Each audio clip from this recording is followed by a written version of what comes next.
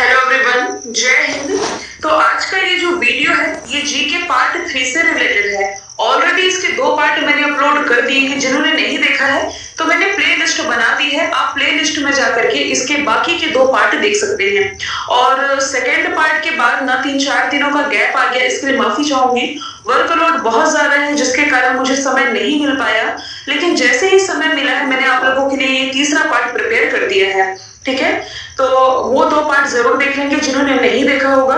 इसमें हम जानते हैं कि 25 क्वेश्चन डिस्कस करते हैं, आपके हिस्ट्री, पॉलिटी, ज्योग्राफी, इकोनॉमी, कुछ करंट के क्वेश्चन जो कि आगामी आपके सभी एग्जाम के पॉइंट ऑफ व्यू से महत्वपूर्ण रहते हैं। तो ये सीरीज आपके सभी एग्जाम को टारगेट करते हुए प्रिपेयर की जा रही है, तो इसे आप बिल्कुल भी स्किप ना करें।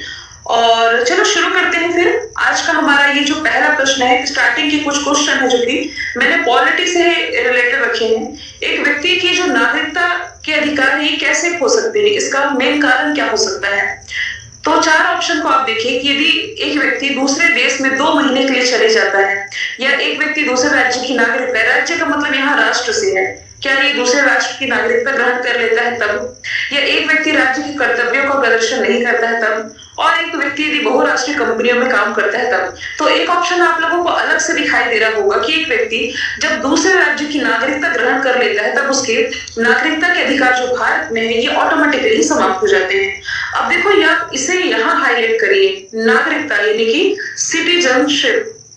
संविधान के जो 22 भाग है, हालांकि संशोधन हुआ और फिर बढ़े भी हैं, वैसे हम बेसिकली इसके 22 भाग जानते हैं। ठीक है, तो यदि आपसे पूछा जाए कि संविधान के किस भाग में नागरिकता का उल्लेख है, यानी कि सिटीजनशिप के बारे में बताया गया है, तो भाग 2 में नागरिकता का उल्लेख है। और यदि आर्टिकल पूछा जाए तो यहाँ मैं आर्टिकल भी मेंशन कर देती हूँ। आर्टिकल 5 से 11 के बीच में नागरिकता के बारे में बताया गया है, और ये 5 से 11 आर्टिकल बहुत ज्यादा कठिन नहीं है, इजीली आप लोगों को याद हो सकते हैं। चलिए 5 से हम शुरू करते हैं, 11 तक डिस्कस करेंगे। 5वां आर्टिकल है संविधान लागू होने के समय की नागरिकता, यानी कि जिस समय हमारा संविधान लागू हुआ उस समय की नागरिकता। 6 और 7 आप इसे ऐसे याद रखो, 6 आना और 7 जाना। पहले व्यक्ति आएगा तभी तो जाएगा, है ना। तो पाकिस्तान से आने वालों की नागरिकता और जाना मतलब कि जाने वालों की नागरिकता।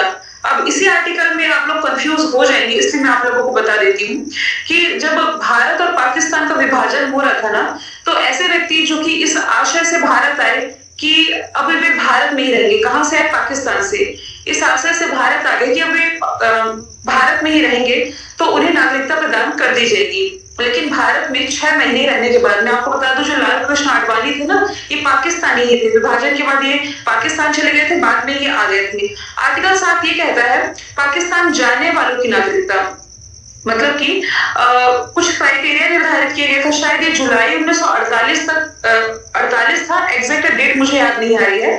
मतलब ये कुछ क्राइटेरिया था कि इससे पहले ऐसे व्यक्ति जो कि पाकिस्तान चले गए हैं, जाकर फिर भारत लौट आए हैं इस पर्पज से कि अब भारत में ही रहेंगे, तो उन्हें ये नागरिकता प्रदान कर दी जाएगी, लेकिन भारत में रहने के 6 महीने के बाद। तो 5 है लागू होने के समय की नागरिकता, 6 और 7 है आना और जाना। ऐसे इजी वे में याद रखोगे तो आप भूलोगे भी नहीं। तो आना जाना हो गया। फिर 8वें आर्टिकल में याद रखिए विदेशों में बने रहने की नागरिकता। ठीक है, आर्टिकल 9 याद रखिए नागरिकता का समापन। 9 और 10 एक साथ याद रखो, 9 है समापन और 10 है बने रहना। जैसे कि आप लोगों ने आना जाना एक साथ याद रखा है ना, आना जाना यानी कि 6-7, और नागरिकता का समापन और बने रहना ये भी एक साथ याद रखो, 9 और 10 हो जाएगा। ठीक है, अच्छा, ये विदेशों की नागरिकता क्या है, विदेशों में रहने की नागरिकता मतलब कि ऐसे व्यक्ति जो अविभाजित भारत में पैदा हुए लेकिन 26 जनवरी 1950 तक विदेश में रहे और उसे भारतीय नागरिकता प्रदान की जाएगी, लेकिन आवेदन के 6 महीने बाद। इतना डिटेल में नहीं जाते हैं, बिल्कुल ऊपर ऊपर का पॉइंट देख लेते हैं। लागू होना, आना जाना, विदेशों में रहने की नागरिकता, नागरिकता का समापन, फिर बने रहना, और 11 में आता है संसद की शक्ति। ये ज्यादा लंबा टॉपिक है, इसे मैं इंक्लूड नहीं करूंगी। तो ये है आर्टिकल 5 से 11 जिसमें बताया गया है नागरिकता यानी कि सिटीजनशिप के बारे में। किसमें है, तो भाग 2 में है। तो देखो इसमें क्या बताया जा रहा है कि किन तरीकों से नागरिकता है जो व्यक्ति खो सकता है। इसके देखो टोटल 7 पॉइंट आप लोगों को याद रखने हैं। 7 पॉइंट में ना आप 9 और 10 आर्टिकल को रिलेट कर पाओगे। क्या बताया मैंने, आर्टिकल 9 में कैसे खो सकता है और कैसे बने रह सकती, तो बने रहे याद कर लो या समापन, दोनों को उल्टा कर देना तो आप लोगों को याद हो जाएगी। जैसे कि यदि व्यक्ति स्वयं से त्याग दे तो नागरिकता समाप्त हो जाएगी। दूसरा ये है किसी विदेश की नागरिकता यानी कि वही दूसरे राज्य की नागरिकता ग्रहण कर ले तब। तीसरा ये है कि मिथ्या सूचना, झूठ बोल करके फरार हो जाए। चौथा है देशद्रोह, देशद्रोह के आधार पर। पांचवा है 7 वर्ष तक भारत सरकार को बिना बताए देश से बाहर रहे। ठीक है, हाँ बस ये 5 महत्वपूर्ण है, मैंने गलती से 7 पॉइंट बताए थे। ये 5 महत्वपूर्ण पॉइंट है जिससे कि नागरिकता का समापन भी हो सकता है और नागरिकता बने भी रह सकती है। आई होप इस एक प्रश्न के माध्यम से बहुत सारी एडिशनल जानकारियां आप लोगों ने प्राप्त कर ली होगी। अगले प्रश्न की तरफ बढ़ते हैं जो कि पॉलिटी और नागरिकता से ही रिलेटेड है। नागरिकता का अधिकार किन विधियों से प्राप्त किया जा सकता है? अब इसमें विधि के बारे में पूछा जा रहा है। तो देखो आर्टिकल 11 में मैंने क्या बताया था, संसद की शक्ति, तो वहीं से आप रिलेट कर सकते हो। नागरिकता है जो कुल भारत में 5 तरह से आप लोगों ने याद रखी है। एक तो जन्म, दूसरा वंश क्रम, व्यक्ति का जन्म ही भारत में हुआ। दूसरा वंश क्रम, वंश क्रम मतलब कि भारत में भले जन्म न हुआ लेकिन उसके माता या पिता भारतीय हो। फिर पंजीकरण, पंजीकरण मतलब कि जिसका विदेश से संबंध रहता है और फिर ये भारत की नागरिकता ग्रहण करते हैं, हालांकि उसके कुछ क्राइटेरिया है। चौथा है देशीकरण। देशीकरण के तहत एक आप लोगों को महत्वपूर्ण पॉइंट याद रखना है कि जिनका भारत से कोई संबंध ना हो, जैसे कि विदेशी राजदूत रहते तो भारत में राजनयिक लोग, है ना, जैसे कि मदर टेरेसा ये पहली महिला है जिन्होंने देशीकरण के तहत भारत की नागरिकता ली थी। फिर 5वां इंपॉर्टेंट पॉइंट आप याद रख सकते हैं, भूमि अधिग्रहण। भूमि अधिग्रहण कैसा इंपॉर्टेंट पॉइंट है, जैसे कि गोवा जो है ना, ये भारत का हिस्सा शुरू से नहीं था, ये पुर्तगाल का हिस्सा था। पुर्तगालियों से ही 19 दिसंबर 1961 को मुक्त हुआ था, है ना। सेम वैसे ही जो पुदुचेरी है फ्रांस का हिस्सा था, लेकिन जब ये भारत में शामिल हुआ तो यहाँ के लोग भी भारत के हो गए, मतलब कि भूमि अधिग्रहण के तहत राज्य शामिल किए गए। ठीक है, तो नागरिकता किन विधियों से प्राप्त हो सकती है? जन्म द्वारा, वंश क्रम यानी कि वही अनुवांशिकता के द्वारा, पंजीकरण इससे भी, लेकिन ये ना अनुरोध करके प्राप्त नहीं की जा सकती कि हमने रिक्वेस्ट कर दी और आपको नागरिकता मिल गई, ऐसा बिल्कुल भी नहीं है। तो ऑप्शन 4 तो होगा नहीं इसमें, तो 1, 2, 3 ये इसके राइट आंसर हो जाएंगे। अगला प्रश्न है संविधान सभा की प्रारूप समिति के सदस्यों की संख्या कितनी थी? तो मैंने काफी बार आप लोगों को बताया है कि संविधान निर्माण के समय काफी सारी बड़ी छोटी समितियां बनी, जिसमें कि एक समिति जो सबसे महत्वपूर्ण एग्जाम में सबसे ज्यादा बार पूछी जाती है प्रारूप समिति यानी कि ड्राफ्ट कमेटी। अध्यक्ष समेत यदि हम देखें तो टोटल 7 सदस्य थे। इसके अध्यक्ष कौन थे? तो ये थे भीमराव अंबेडकर जी। और ये ड्राफ्ट कमेटी बनी कब थी? यदि डेट पूछ लीजिए तब क्या करोगे? ये बनी थी 29 अगस्त 1947 में। तो अध्यक्ष थे भीमराव अंबेडकर। सदस्य याद रखने की बहुत आसान ट्रिक है, MMS AAK। MMS यानी कि मित्र मुंशी सादुल्ला आयंगर अय्यर खेतान। मित्र मुंशी सादुल्ला आयंगर अय्यर खेतान बहुत इजीली याद हो जाएगा, लेकिन लास्ट और फर्स्ट का थोड़ा सा रिप्लेस कर देना है। जब मित्र मुंशी सादुल्ला, मित्र की मृत्यु हो गई तब इनके स्थान पर आ गए थे माधवन, तो M गए और M आ गए। और मित्र मुंशी सादुल्ला अय्यर अयंगर खेतान, तो खेतान गए तो के गए तो फिर के आएंगे, कैसे? खेतान गए तो कृष्णमाचारी आ गए थे। मित्र मुंशी सादुल्ला आयंगर अय्यर खेतान और अध्यक्ष भीमराव अंबेडकर जी। ठीक है, अगला प्रश्न है राष्ट्रपति पद के निर्वाचन के लिए कौन सी पद्धति अपनाई जाती है? देखो मैंने आप लोगों को पिछले भी जो सेकेंड या फर्स्ट वीडियो में ही मैंने आप लोगों को बता दिया था कि राष्ट्रपति का जो निर्वाचन मंडल है ये किससे प्रेरित है? ये आयरलैंड के संविधान से प्रेरित है। और निर्वाचन मंडल आर्टिकल 54 में, क्योंकि राष्ट्रपति का जो पद है 52 से लेकर के 62 के बीच में बताया गया है, और राष्ट्रपति से रिलेटेड एक 10 आर्टिकल मैंने आप लोगों को 10-11 आर्टिकल पूरे अच्छे से कवर करा दिए थे, इसलिए इसमें ज्यादा डिटेल में मैं नहीं जाऊंगी।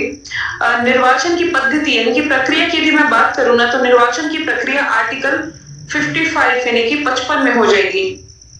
ठीक है, इसमें अनुपातिक प्रतिनिधित्व और एकल संक्रमणी पद्धति है जो कि अपनाई जाती है। यहाँ से ये एडिशनल जानकारी आप लोगों को याद रख लेनी है। और यदि आप लोग कहेंगे ना कि आप लोगों को राष्ट्रपति से रिलेटेड कुछ महत्वपूर्ण आर्टिकल है जो कि अलग से याद रखने हैं या किसी भी पद से रिलेटेड, तो वो भी मैं आप लोगों को अलग से कवर करा दूंगी। थोड़ा सा निर्वाचन की प्रक्रिया में ना एक दो महत्वपूर्ण पॉइंट मैं आप लोगों को बता देती हूँ। जो हमारा केंद्रीय निर्वाचन आयोग है यानी कि इलेक्शन कमीशन ऑफ इंडिया, जिसके जो मुख्य निर्वाचन आयुक्त राजीव कुमार प्रेजेंट टाइम में है, तो ये राष्ट्रपति का जो निर्वाचन है ये आयोजित करवाती है। इसमें जमानत राशि कितनी होती है? जो भी व्यक्ति राष्ट्रपति चुनाव के लिए लड़ रहा है, जमानत राशि होती है 15,000 रुपए। जैसे कि द्रौपदी मुर्मू एनडीए की तरफ से 15,000 रुपए की जमानत राशि जमा करेंगी और राष्ट्रपति चुनाव के लिए 50-50 की जरूरत पड़ती है। अभी 50-50 है क्या? 50 प्रस्तावक 50 अनुमोदक, यानी 50 लोग प्रस्तावित करने वाले और 50 लोग उसे अप्रूव करने वाले।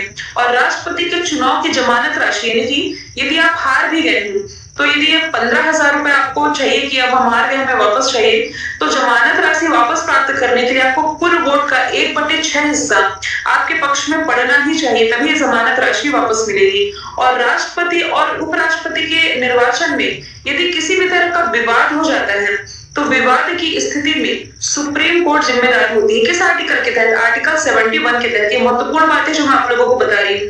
तो निर्वाचन में जो राष्ट्रपति का निर्वाचन है इसमें महत्वपूर्ण 4 बातें होती हैं। पहला तो ये है अप्रत्यक्ष निर्वाचन होता है ना। दूसरा ये है अनुपातिक प्रतिनिधित्व प्रणाली। फिर तीसरा एकल संक्रमणी मत पद्धति और फिर है गुप्त मतदान। ठीक है, ये 4 इसके स्टेप हैं। निम्नलिखित में से किस दर्रे को भारत, चीन और म्यांमार के त्रिकोणीय संगम के नाम से जाना जाता है? तो इसमें से आप लोगों ने दिफू दर्रे का नाम पढ़ा होगा। ठीक है, अब देखो यहाँ के कुछ क्वेश्चन है ना जो ज्योग्राफी से रिलेटेड है, तो 4 क्वेश्चन ही तो हो गए, किससे? पॉलिटी से रिलेटेड हो गए। अब ये ज्योग्राफी का है, तो ये अरुणाचल प्रदेश के पूर्वी हिस्से में दिफू दर्रा, जो कि आप देख पा रहे हैं यहाँ से इंडिया और भारत के पूर्वी 4 राज्यों से सीमा साझा करता है। ये म्यांमार और यहाँ चीन, इसका त्रिकोणीय संगम है जो दिफू दर्रा ही कहलाता है, पूर्वी अरुणाचल प्रदेश में स्थित है। अच्छा, नाथुला और जेलेपला दर्रा कहाँ स्थित है? ये सिक्किम में है। ये वही सिक्किम है जो कि जैविक खेती लागू करने वाला पहला राज्य है। ठीक है, कमेंट बॉक्स में आपको बताना है बोमेडिला दर्रा कहाँ है। ठीक है, 2 मैं आपको बताती हूँ, शिवकिला, रोहतांग, बाड़ा लाचा, ये सभी कहाँ है? ये हिमाचल प्रदेश में है। बनिहाल, पीर पंजाल, ये कहाँ है? तो ये जम्मू कश्मीर में हो जाएंगे। अगला प्रश्न है असम में स्थित जो बराक घाटी किसके लिए प्रसिद्ध है? तो असम में स्थित जो बराक घाटी है ये चाय की खेती के लिए प्रसिद्ध हो जाएगी। अब असम का डिस्कशन आया है और चाय का डिस्कशन आया है, तो एक महत्वपूर्ण क्वेश्चन है, ये करंट से भी रिलेटेड है। अभी हाल ही में सबसे महंगी चाय मनोहारी गोल्ड टी जो कि 99,999 रुपए प्रति किलोग्राम में बिकी थी, असम के डिब्रूगढ़ से रिलेटेड है, इसलिए ये चर्चे में भी आई थी। केटू चोटी जो है किस पर्वत श्रृंखला में स्थित है? तो ये काराकोरम पर्वत श्रृंखला में स्थित है। आप इंडिया के नक्शे में देखेंगे ना तो ये है काराकोरम रेंज, और इसे भी आप चाहे तो करंट से रिलेट कर सकते हैं। ऊपर में क्या क्या है? चाइना, ये पूरा क्षेत्र चाइना का एक काशगर प्रांत है कुछ यहाँ। तो चाइना का काशगर प्रांत से यहाँ सी पैक कॉरिडोर गुजरता है और ये पाकिस्तान का जो ग्वादर पोर्ट है इसे कनेक्ट करता है। सी पैक कॉरिडोर यानी कि चाइना पाकिस्तान इकोनॉमिक कॉरिडोर। तो K2 चोटी ये काराकोरम श्रेणी के अंतर्गत आता है। भारत में शीर्ष गन्ना उत्पादक राज्य कौन सा है? देखो, भारत में गन्ने का सबसे बड़ा उत्पादक राज्य कौन सा हो जाएगा? तो उत्तर प्रदेश हो जाएगा। लेकिन अभी करंट से यदि आप रिलेट करोगे तो अभी 1 हफ्ते पहले ही करंट अफेयर में मैंने पढ़ाया कि चीनी उत्पादन के मामले में जो महाराष्ट्र है ये टॉप पर आ गया। तो गन्ने में और रिसेंटली सब्जियों के भी उत्पादन में ना उत्तर प्रदेश टॉप पर है। चीनी उत्पादन में महाराष्ट्र हो जाएगा, जबकि फलों के उत्पादन में नंबर 1 राज्य आंध्र प्रदेश बना हुआ है। अगला प्रश्न है निम्नलिखित में से किस एक की सीमा कैस्पियन सी से नहीं लगती? तो कैस्पियन सी से लगने वाले देशों की ट्रिक मैंने आप लोगों को याद कराई थी। ट्रिक का नाम है कृति। कृति यानी कि कजाकिस्तान, रशिया, अजरबैजान, तुर्कमेनिस्तान और ईरान। तो कजाकिस्तान, अजरबैजान, रशिया है ना। आर्मेनिया इसका हिस्सा नहीं होगा। ये देखो, अजरबैजान है, रशिया है, कजाकिस्तान है, यहाँ तुर्कमेनिस्तान है, यहाँ ईरान है, यहाँ आर्मेनिया ना इधर देख पा रहे हो, तो ये इसका मतलब सीमा साझा नहीं करता है। वायुमंडल में सबसे अधिक मात्रा में मौजूद जो अक्रिय गैस है, ये कौन सी है? तो जो ऑर्गन है ना, ये वायुमंडल में, ये इनर्ट गैस भी आप इसे कहते हैं ना, which is the most abundant inert gas in atmosphere. तो ऑर्गन जिसका एटॉमिक नंबर कितना है, 18 है, ये सबसे अक्रिय गैस है। अच्छा, अक्रिय गैस होती क्या है, या इनर्ट गैस आप इसे कह सकते हैं, ऐसी गैसें जो कि रासायनिक अभिक्रियाओं में भाग नहीं लेती हैं। जैसे कि एग्जांपल मैं दे देती हूँ, नियॉन हो गया, ऑर्गन ये तो लिखा ही हुआ है। इसके अलावा क्रिप्टॉन भी इसका एग्जाम्पल है, इसके बाद जिनॉन भी इसका एग्जाम्पल है, रेडॉन भी इसका एक एग्जाम्पल हो जाएगा। ठीक है, अगला प्रश्न, निम्नलिखित में से कौन सी एक झील है तंजानिया और युगांडा के बीच में अंतरराष्ट्रीय सीमा बनाती है? तो युगांडा ये है और तंजानिया दोनों के बीच में अंतरराष्ट्रीय सीमा बनाती लेक विक्टोरिया। इसी लेक विक्टोरिया से निकलती नील नदी, जो कि दुनिया की सबसे बड़ी नदी है, और ये बाद में जाकर के मेडिटेरियन सी यानी कि भूमध्य सागर में आकर के समा जाती है। ठीक है, ये अफ्रीका महाद्वीप का मैं बात कर रही हूँ। अगला प्रश्न, कौन सा महाद्वीप है जहां एक भी ज्वालामुखी नहीं है? तो ऑस्ट्रेलिया, यह मैप लगाना मैं भूल गई हूँ। ऑस्ट्रेलिया, इंडिया के पर्सपेक्टिव में यदि आप देखेंगे तो इंडिया है, श्रीलंका है, फिर यहाँ तो चलो मालदीव है, फिर यहाँ सबसे बड़ा द्वीप समूह इंडोनेशिया है, फिर यहाँ ना ऑस्ट्रेलिया की लोकेशन, ऑस्ट्रेलिया की कैपिटल हो जाएगी कैनबरा, करेंसी हो जाएगी डॉलर। पहले प्राइम मिनिस्टर स्कॉट मॉरिसन थे, अभी एंथनी क्या पूरा नाम याद नहीं आ रहा है, एंथनी गिरबीज है क्या, जो भी हाल ही में यहाँ के प्राइम मिनिस्टर बनाए गए हैं। ऑसिन एक्सरसाइज है जो कि भारत और ऑस्ट्रेलिया के बीच में होती है। एंथनी के आगे क्या इनका सर नेम, कमेंट बॉक्स में बताएंगे, थोड़ा आप लोग भी सर्च कीजिए इसके बारे में। तो यदि पूछा जाए ऐसा कौन सा द्वीप है जहां रेगिस्तान नहीं है, यानी कि डेजर्ट नहीं है पूछा जाए, तो ये यूरोप है, और ज्वालामुखी नहीं है पूछा जाए तो ये ऑस्ट्रेलिया महाद्वीप हो जाएगा। बंगाल की खाड़ी में उठने वाला चक्रवात है जो यास, इसका नाम किस देश ने सुझाया है? तो इंडिया के नक्शे में यदि आप देखोगे तो ये है बे ऑफ बंगाल, यानी कि बंगाल की खाड़ी। यहाँ जो चक्रवात उठा जिसका नाम है यास, इसका नामकरण किया गया ओमान के द्वारा। वैसे ही यहाँ यदि आप देखोगे तो एक शाहीन चक्रवात अरेबियन सी में आया था, इसका जो नामकरण है ये किया गया था कतर के द्वारा। और इसी बे ऑफ बंगाल में एक गुलाब चक्रवात चर्चे में था, इसका नामकरण पाकिस्तान ने किया। तो ये एडिशनल जानकारी आप लोगों को याद होनी चाहिए। सार्स क्या है? तो सार्स विषाणु से होने वाला एक रोग हो जाएगा, इसकी फुल फॉर्म बनती है severe acute respiratory syndrome, SARS. अच्छा, कुछ मैं आप लोगों को जीवाणु और विषाणु से होने वाले जो बीमारियां हैं इसके ट्रिक बता देती हूँ। जीवाणु से होने वाली जो बीमारी है इसके ट्रिक है पंडित का टीका न्यू है। ये मेरी ट्रिक नहीं है, मैंने भी कहीं पढ़ा है गूगल वगैरह में, तब देखा था। पंडित का टीका न्यू है। प्लेग, डिफ्थीरिया, टाइफाइड, काली खांसी, काली खांसी के अलावा टिटनेस और टीबी, यहां से आप रिलेट कर सकते हो। फिर विषाणु से होने वाला जो रोग हो जाएगा,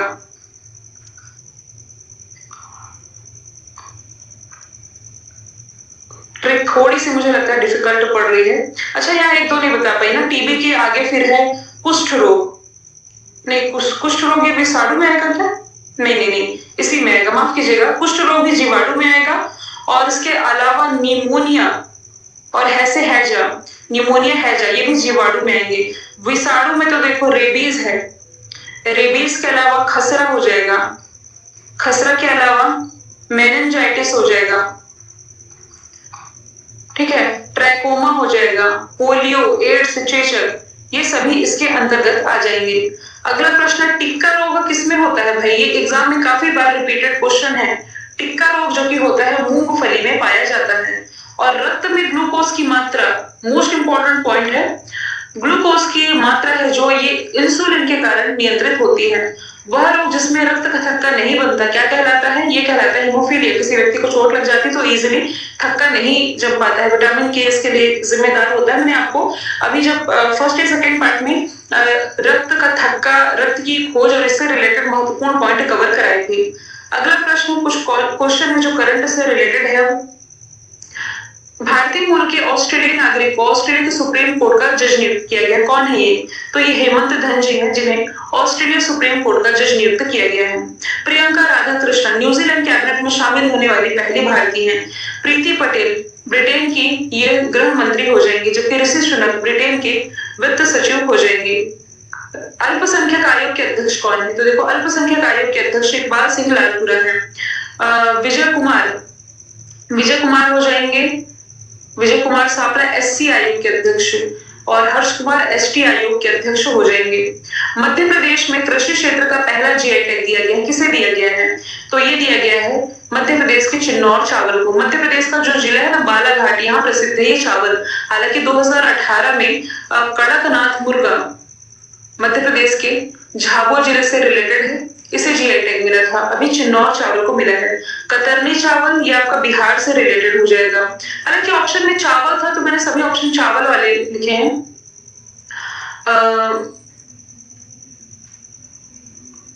क्या मैं भूल रही हूँ यहाँ? हाँ, बिहार। तो बिहार का मगही पान, कतरनी राइस और जर्दालू आम के अलावा शाही लीची, ये सभी बिहार के प्रोडक्ट हैं। अभी रिसेंटली आप लोगों ने कोवलम चावल के बारे में पढ़ा होगा। कोवलम चावल ये कहाँ का हो जाएगा? तो ये महाराष्ट्र का हो जाएगा, जिसे जीआई टैग मिला। काला नमक चावल और काला चावल में कंफ्यूज नहीं होइएगा। काला नमक चावल लिखा है तो ये उत्तर प्रदेश का है। यदि केवल काला चावल लिखा है तो ये मणिपुर का हो जाएगा। ठीक है, ये काला चावल ना यूपी का एक्सपोर्ट किया गया था। कहाँ? सिंगापुर में, जिसके कारण चर्चे में आया था।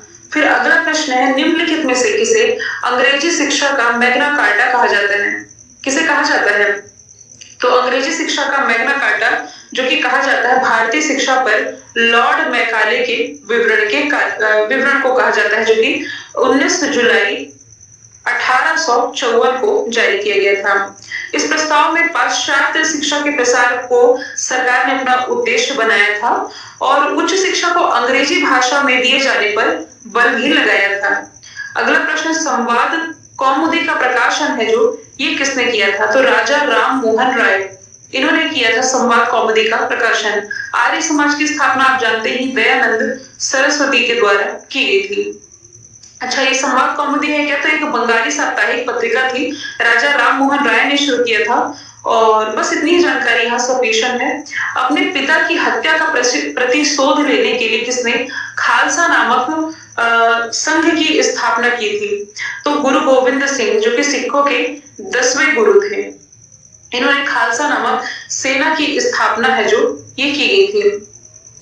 मतलब कि सिखों के जो 9वें गुरु थे ना, गुरु तेग बहादुर, ये गुरु गोविंद सिंह के पिता थे। इनकी हत्या कर दी गई थी किसके द्वारा? औरंगजेब के द्वारा, क्योंकि इन्होंने इस्लाम धर्म स्वीकार करने से मना कर दिया था। तो इसी का प्रतिशोध लेने के लिए गुरु गोविंद सिंह ने खालसा नामक पंथ की स्थापना की थी। गुरु नानक देव सिख धर्म के संस्थापक माने जाते हैं। लंगर प्रथा है जो ये इन्हीं के द्वारा है शुरू की गई थी। ठीक है, और अर्जुन देव से रिलेटेड कुछ फैक्ट याद है आप लोगों को? यदि याद हो तो आप बता सकते हैं। अर्जुन देव ये सिख धर्म के मतलब 5वें गुरु तो थे ही, सिख धर्म के पहले शहीद भी इन्हें माना जाता है।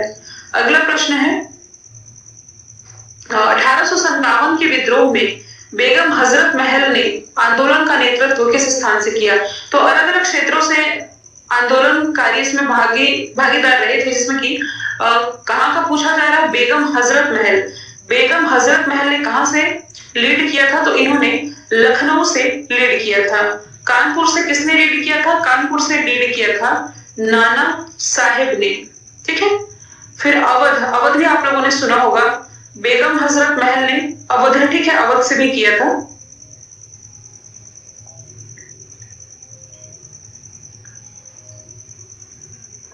अवध के नवाब की पत्नी थी ना ये बेगम हजरत, इससे कंफ्यूज नहीं होंगे। और इसके बाद बिहार का भी पूछा जाता है कि बिहार से नेतृत्व किसने किया था? जगदीशपुर के जमींदार बाबू कुंवर सिंह थे ना, इन्होंने किया था। कोयना बांध कहाँ स्थित है? तो कोयना बांध ना कोयना नदी पर ही आपका महाराष्ट्र में हो जाएगा। और कुछ बांध यदि आप रिलेट करो तो बरगी बांध ये आपका कहाँ है? जबलपुर भेड़ाघाट में है, नर्मदा नदी पर बनाया गया है। टिहरी टी आकार की आकृति में, देखो टिहरी बांध तो उत्तराखंड में है, टी सेतु पुल आपका ओडिशा में, उद्घाटन वहां के मुख्यमंत्री नवीन पटनायक ने किया है। ठीक है, और कुछ बांध जो कि आप रिलेट कर सके? चलो, गुजरात के उकाई परियोजना आप रिलेट कर सकते हो जो कि ताप्ती नदी के किनारे। ठीक है, वीडियो के साथ थैंक यू सो मच।